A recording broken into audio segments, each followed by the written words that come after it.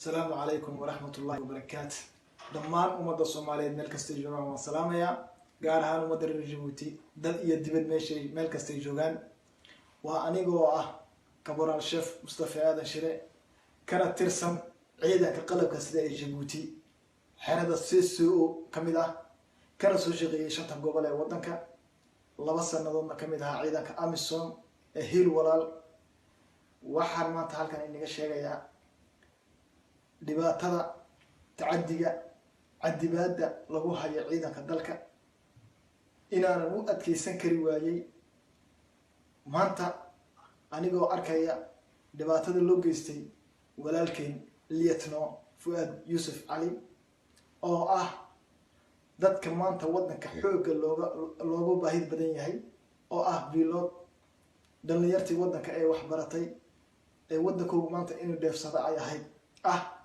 oo maanta halka lagu riday aan arkayno waxa jira dhibaatooyin badan oo ciidanka lagu hayo tacadi cadibaad lacag goys xarig bila macniya dhibaatada ciidanka lagu hayo halkan kuma soo koobi karayo waxaan nini sheegayaa dhamaan shacabka reer Djibouti waxaan sheegayaa inta aad dhibaatoonaysiin in ka badan buu ciidanku dhibaatoonaya inta tacadi iyo dhibaatana haysata in ka badan baa ciidanka Djibouti haysata waxaan maanta inii sheegayaa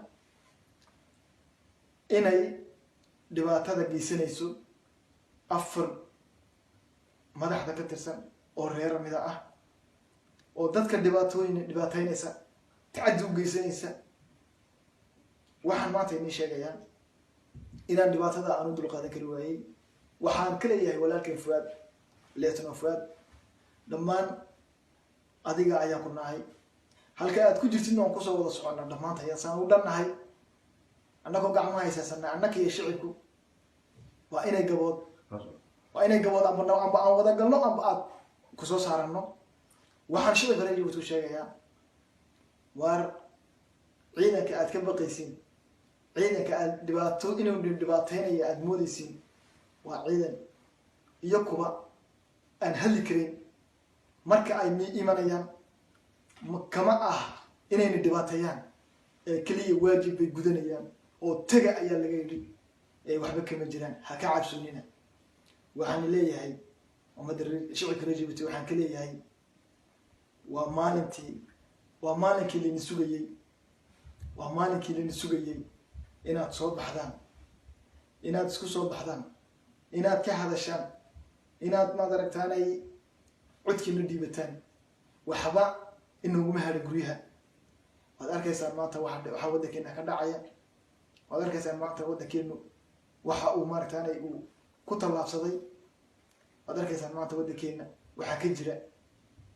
marka waxaan inii sheegayaa سليمو جامي شالي waxay ahayd daraad waxay ahayd arxiba shalay waxay ahayd buldhuqo maanta wad arkaysiin beri tolana dawa haddaan ku sugnaba haddaan beri ku sugno hana la dhibaateeyo annaka iskugu wacan waxaan ni sheegayaa maanta laga bilaabo inaan ciidanka ka mid ahayn oon halka aan ku dhigayo diriiska inta aan dhibaatoonayno inta aan murugeysanahay inta aan tacadi aan qabno waxaan sheegayaa inaan ciidanka ka mid ahayn waxaan ni sheegayaa ummadda reer Djibouti dhamaantiin waa inaad gacmaha isqabsataan gacmaha waa inaad dhammaan soo baxdaan waa inaad dhammaan tiraadaan cadaalad darri waan diinay guumaysi waan diinay horay baan guumaysi u diinay waa maanta oo la doonayo inaan nama qooriyo laakiin nama maqoonin karayo waxaan inii sheegayaa inaan maanta halka hortiina ku tirin doono dariiska oo ciidanka hortiina aan kaga tagi doono waa ila socda